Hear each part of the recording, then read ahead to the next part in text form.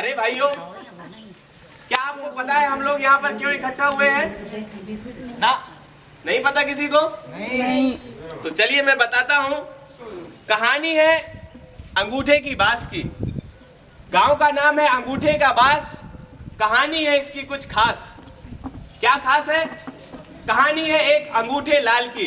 तो आइए देखते हैं कि इस गांव में अंगूठे लाल की क्या खास कहानी है। हर कदम की खाप में आवाज है, बर्बाद है। मौन के पीछे छिपा बैठा हुआ एक साज है। मौन के पीछे छिपा बैठा हुआ एक साज है। मौन के पीछे छिपा बैठा हुआ एक साज है। रईस की चमड़ी उधेड़ दे, यूं नहीं बोला गया। रपट लिख दो थानेदार साहब। किस चीज की रपट तेरी? थानेदार साहब, पूरे गांव ने हमारे साथ बहुत बड़ा धोखा करो है। हमारे साथ बड़ी नाइंसाफी करी है थानेदार साहब। मैंने अंगूठा लाल सबने मिलकर थानेदार साहब मारे रपट लिख दो। अंगूठा लाल? हाँ। ये कैसे हुआ? ये कैसे हुआ? अरे कैसे हुआ? ये उस समय की बात है जब मैं बच्चा था, इतना छोटा सा, और ना स्कूल में जाता था पढ़ने के लिए। हाँ, स्कूल में पढ़ने के लिए जाता था, तब की बात है ये।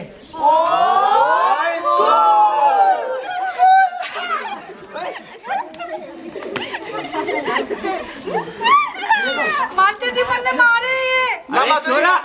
नमस्ते जी। के रोड़ा करे हो? बुलाए हो गुरुजी। रामू, उरे आ, उरे गिनती गणित की कॉपी लेके उरे आ। हंसको रामू। आज तो रामू गए हो। जल्दी आ उरे। चल ना।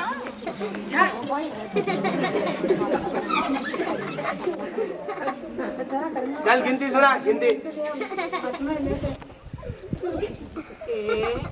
अरे आवाज नहीं, बच्चों। 2 5 6 गिनती को नहीं आवे। याद कर निकल क्लास के बाहर। भाग स्कूल के बाहर। गिनती नहीं आती।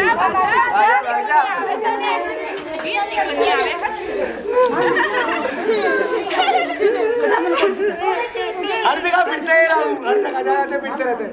अभी मास्टर जी ने भी मार दिया, क्लास से बाहर भी निकाल दिया, तो स्कूल में क्या कर रहा है? चल कर जा, चल चल।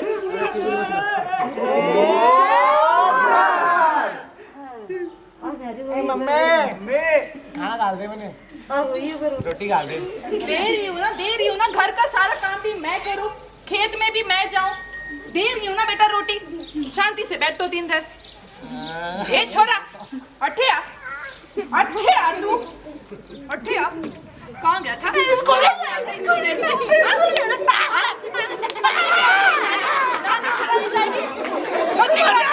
जाएगी क्या? घर बैठे बैठे रोटी तोड़ना है बस इसको। चल आपको रोटी दिया, रोटी दिया। क्या कर रहा है? चल रोटी दिया। काम करने भेज ने। ऐसे बच्चे मिलेगा मेरे को। भाइयों,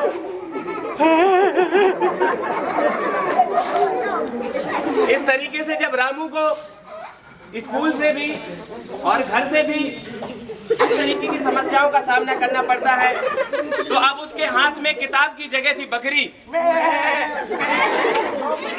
और स्कूल की जगह में था जमींदार का खेत, और इस तरीके से पैदा हुआ अंगूठा लाल। जब बड़ा हुआ तो पेट भरने के लिए उसे मजदूरी करनी पड़ी, और वो कहाँ जाता है? मजदूरी करने के लिए खेत में जाता है। ठीक से काम करो सब।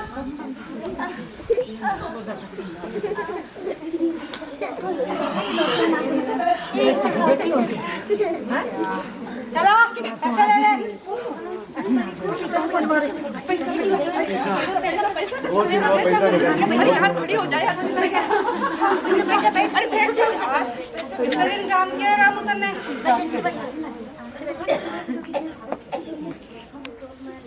100 रुपए रोज के हिसाब से 10 दिन के हुए ये ले 80 रुपए।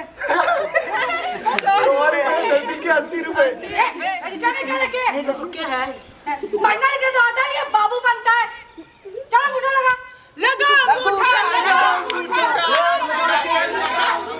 काला अक्षर भैंस बराबर लगा अंगूठा लगा अंगूठा।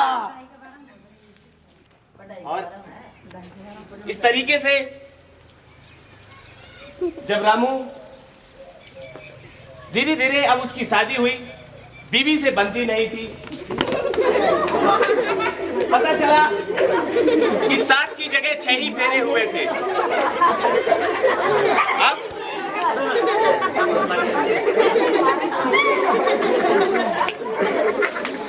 बीवी को पालने के लिए, बच्चे को पालने के लिए, मकान बनाने के लिए पैसा तो चाहिए ही था।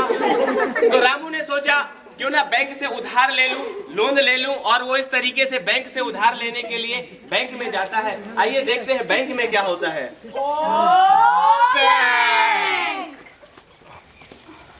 भैया ये उधार का काउंटर किधर है? आगे आगे। उधार काउंटर किधर है?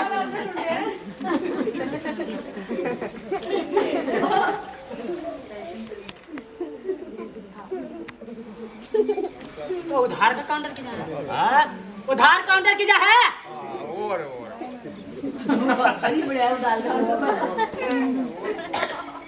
उधार काउंटर ही जहाँ के? हाँ जी बोलिए, कितना चाहिए? 10,000। अच्छा ये लीजिए, फॉर्म भर दीजिए और 10वीं की मार्कशीट लगा दीजिएगा। और क्या है? तो लिखना को नहीं आवे। तो फिर क्या कर रहा है? पता नहीं आ जाते कहाँ से। निकलो यहाँ से। निकल यहाँ से, भाग यहाँ से, चल अंगूठा लाल।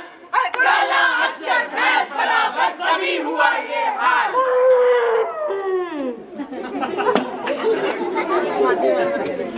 अच्छा तो यो है पूरी बात।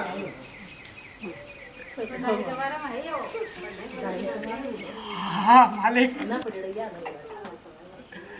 यो यार, अब तुम्हारी रपट लिख दो। रपट रपट पूरा दिन रपट रपट की रट लगा रखी है। उल्लू के पट्टे, रपट लिखना तेरी भैंस चराने का काम है के? रपट लिखना तेरी तहकीकात करनी पड़े, छानबीन करनी पड़े जब रपट लिखी जा। और रपट किसके खिलाफ लिखूं? तेरे मास्टर के खिलाफ रपट लिखूं कि तेरे माँ बाप के खिलाफ रपट लिखूं? इस पूरे गांव के खिलाफ रपट लिखूं? पूरे गांव के खिलाफ रपट लिखो। साहब जी, इसके शिक्षक के खिलाफ, वहीं से हुई थी कहानी की शुरुआत। ये क्या तमाशा लगा रखा है शिक्षक के खिलाफ? अरे साहब, मैंने तो इसे पूरा बहुत अच्छी तरीके से पढ़ाया है। बहुत बेटा सुनाओ रामू, गिनती सुनाओ, गिनती सुनाओ। अरे बेटा धोती मत खुलवाओ, बोलो बोलो। बड़ा माना मेरा है किसा पढ़ाया तूने? पूरे साल कुर्सी तोड़ी और बीड़ी तोड़ी है। नीचे पढ़। हाँ तो यो फैसलो होगो कोर्ट में, कचहरी में जाना पड़ेगा सरकार। और तेरे साथ साथ तेरे माँ बाप ने, तेरे मास्टर ने और पूरा गांव ने कचहरी मानू पड़ेगा। बिल्कुल साहब, कहे से कि या गांव ने मैंने पढ़ बेखलाने कभी नहीं कहो। दारू पीवे के लाने, जुआ खेल बेखलाने सबने कही, तंबाकू चिलम के लाने सबने कही, पर पढ़ बेखलाने किसी ने कभी नहीं सबका सब दोषी हैं, सबका सब। हाँ मालिक। तो भाई फैसला हो गई, अदालत बैठेगी। हाँ। उठाओ अदालत। जज साहब पधार रहे हैं। कुर्सी कहाँ है हमारी? कुर्सी लगाई जाए। इधर आना पड़ेगा।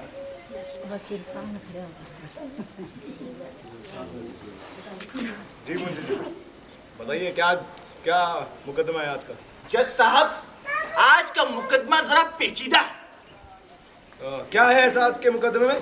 जज साहब, अंगूठा बांस का एक व्यक्ति बन गया है अंगूठा लाल, और कटघरे में है उसके शिक्षक, उसके घर वाले और सारा का सारा गांव। क्या ये मास्टर है वहाँ के? हाँ जज साहब। जी मास्टर जी, क्या कहना है आपका? अरे जज साहब, पढ़ाई के लिए स्कूल के बाहर भी गांव में माहौल होना चाहिए, घर में माहौल होना चाहिए। पूछे जरा इनके माँ बाप से कितना ध्यान दिया है रामू की शिक्षा की ओर। दिन भर बीड़ी तंबाकू और इसमें टुन रहते हैं। पूछिए इनसे। जज साहब, मारे यो छोरों को, यो शिक्षक है जिम्मेदार। पढ़ाई तो कभी ठीक से कराई ही नहीं, स्कूल से मार के भगा दिया थप्पड़ 2-4। बैठिए एक तरफ। जज साहब, मुंशी जी बताइए इन्हें जरा, आज तक बिना मारपीट के कोई बुद्धिमान हुआ है? तुलसीदास जी भी लिख गए हैं, भय बिन होत न प्रीत। बिना मारपीट के पढ़ाई को नहीं हो है। बुद्धिमान जी, सारी बुद्धि तुम्हारे अंदर है क्या? हाँ? बने फिरते हैं ज्ञानवान, सब ज्ञानवान बने फिरते हैं। अरे इस अंगूठा लाल की इस हालत के जिम्मेदार हम सब हैं, तुम सब हो। पर इस गांव में और ना बने कोई अंगूठा लाल। इसके लिए जरूरी है कि इन सब को अपने अधिकारों और कर्तव्यों का ज्ञान होना चाहिए कि नहीं होना चाहिए? तो मुंशी जी, आप कराएंगे इन्हें ज्ञान, इनके अधिकारों और कर्तव्यों का? जी जज साहब, अभी करा दें। गाँव वालों, क्या तुम्हें पता है एसएमसी क्या होता है? एसएमसी ये क्या होता है भैया? कभी नहीं सुने दो हमें। अरे कभी सुनना चाहोगे ना तब सुनोगे। एसएमसी मीन्स होता है स्कूल मैनेजमेंट कमेटी। अरे स्कूल में जितने भी काम होते हैं, कुछ भी तरक्की होती है तो ये कमेटी ही करती है। अब छोड़ो, अब मेरी बातें गौर से सुनो। कभी स्कूल गए हो? टाइम को नहीं मिला। अरे भाई, कभी स्कूल जाओ, वहां पे होने वाले सारे कार्यक्रम को देखो, वहां की गतिविधियों को देखो, वहां क्या हो रहा है, क्या नहीं हो रहा है, क्या चीज चाहिए, क्या जरूरत है उनको, कभी पूछो। अरे गुरुजी भगा देंगे तो? क्यों भगाएंगे? वो क्यों भगाएंगे? ये स्कूल तुम्हारा है। गुरुजी चाहते हैं कि तुम उनके स्कूल में आओ, उनसे बातचीत करो। अच्छा। अरे सुनो, ध्यान से सुनो, अपने बच्चों के खातिर कम से कम स्कूल जाया करो। अरे गुरुजी कुछ बताना चाहते होंगे तुम्हारे बच्चों के बारे में कि वो पढ़ता नहीं है, कभी तो उनके खातिर आया करो। लेकिन तुम जाओगे नहीं। इसी वजह से आज तुम लोग इतनी दूर हो, इसी वजह से। अरे हमारी सरकार क्या क्या नहीं कर रही है, क्या क्या नहीं कर रही है। अरे निःशुल्क शिक्षा दे रही है, निःशुल्क शिक्षा। हाँ भाई, बिना पैसे का। अरे शिक्षा के साथ साथ भोजन भी देती है, किताबें भी देती है पढ़ने के लिए, और तो और स्कूल आने के लिए कपड़े भी देती है। देती है क्या भाई साहब?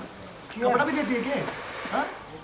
देती है। और एक बात ध्यान रखना कि जब भी तुम स्कूल में, अब कोई ऊपर और छोटा बड़ा नहीं है, सब बच्चे एक समान हैं, सब बच्चे एक साथ बैठ के पढ़ेंगे। समझ रहे हो? कि नायकान का बच्चा भी ब्राह्मणों के साथ पढ़ सके? क्यों नहीं पढ़ सके? नायकान का बच्चा अब ब्राह्मणों के साथ बैठ के पढ़ सकते हैं। ये हमारी सरकार पढ़ाती है। 6 साल से 14 साल के सभी बच्चों को सरकार निःशुल्क शिक्षा देगी।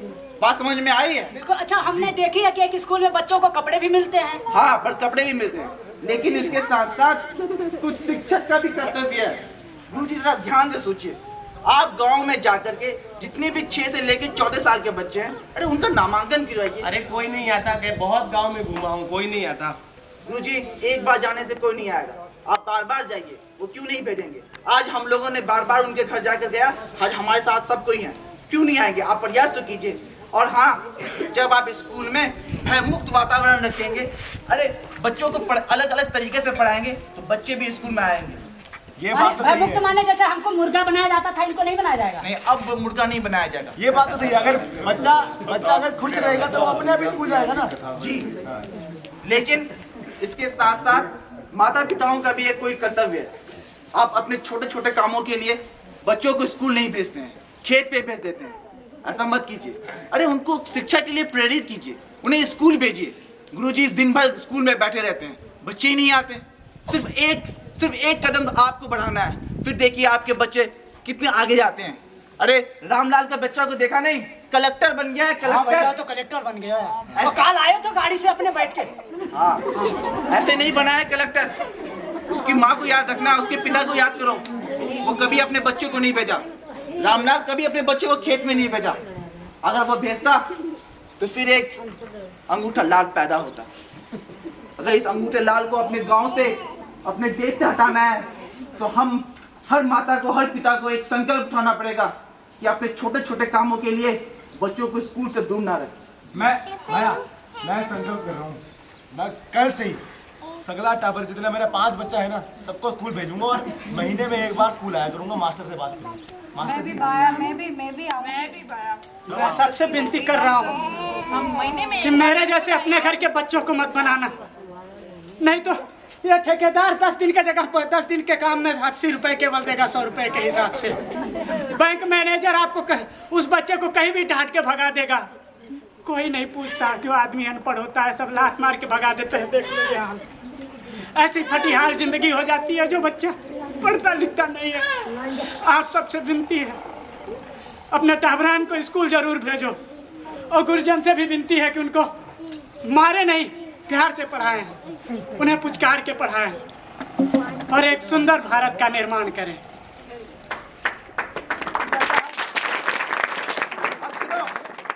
जज साहब कुछ कहेंगे, उसको ध्यान से सुनना और उसको अमल करना।